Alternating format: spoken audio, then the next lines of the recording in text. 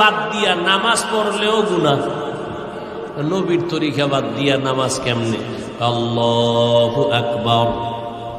এবার আলহামদুলিল্লাহ সূরা বাদ দিয়া দরুদ শরীফটা আগে পড়ে লাইছে, যেটা বইয়ে পড়তো। নবীর আশেক তো এজন্য আগে দরুদ পড়ে লাইছে। হবে? বলেন। মাগরিবের ফরজ নামাজ কয় রাকাত? 3 রাকাত নামাজে দাঁড়াইয়া আল্লাহর বান্দা চিন্তা করে ফেললো, আরে 2টা সেজদা মাওলারে বাড়াইয়া দিলে মাওলায় খুশি না হইয়া যাবে, তাহলে আর বেজোর 3 রাকাত করে লাভ কি? আর 1 রাকাত বাড়ায়া 2টা সেজদা মাওলারে দেই, মাওলায় খুশি হয়ে যাবে। 4 রাকাত জোর হয়ে যাবে। মাগরিবের 3-এর 4 বানায় সেজদা 2টা বাড়ায় দিছে আল্লাহরে খুশি করার জন্য। জানা থাকলে বলবেন নামাজটা হবে নি। কেন? নবীর তরিকায় নাই। নবীর তরিকা বাদ দিয়া সেজদা দিলেও গুনাহ হবে।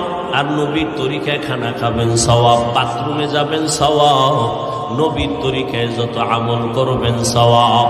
নবীর তরিকায় নামাজ পড়লে যেমন ইবাদত, নামাজ পড়বেন না তাও ইবাদত। সূর্য যখন উঠবে তখন নামাজ পড়া ইবাদত। হ্যাঁ, রোজা রাখা এটা ইবাদত, রোজা না রাখাটাও ইবাদত। নবীর তরিকায় যদি কেউ ঈদের দিন রোজা রাখে সওয়াব হবে না। আল্লাহ মানুষ বানাইছেন ইবাদতের জন্য। ইবাদত করাই হলো মানুষের গুণ।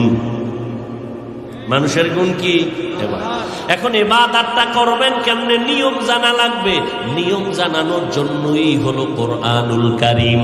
কোরআন শিখার জন্য আছে উলামায়ে কেরাম। কেরাম থেকে কোরআন শিখবেন, কোরআন শিখা ইবাদত করবেন, গুণের মানুষ হবেন, বিনা হিসাবে জান্নাতে যাবেন। এই দিকে ইঙ্গিত করে আল্লাহ বলেন, আর রহমান আল্লামাল কুরআন খালাকাল ইনসান।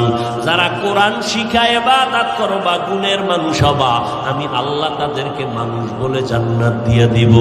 এই দিকে ইঙ্গিত করে আল্লাহ কয়, আমি আগে কোরআন শিখাইছি, পরে গুণের মানুষ বানাইছি। কোরআনের মাধ্যমে ইবাদত করো। ও যুবকেরা, ও বৃদ্ধ বাবাজিরা, ও পর্দার আড়ালের আম্মা জানেরা, আপনাদের এত মর্যাদা, এত সম্মান। আপনারা নবীদের মা, সাহাবায়ে কেরামের মায়ের মতো মা। আপনারা আয়েশা রাদিয়াল্লাহু আনহার মতো নারী, আপনারা খাদিজা রাদিয়াল্লাহু আনহার মতো নারী, ফাতেমা রাদিয়াল্লাহু আনহার মতো নারী।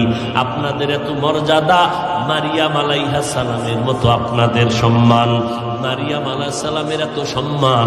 নবী হাদিসে বলেন, কিয়ামতের ময়দানে জান্নাতের 8টা দরজা খুলিয়া 4টা মহিলাকে বারবার ডাকবে, আসো জান্নাতের মধ্যে আসো। কোনো হিসাব নাই, কোনো নিকাশ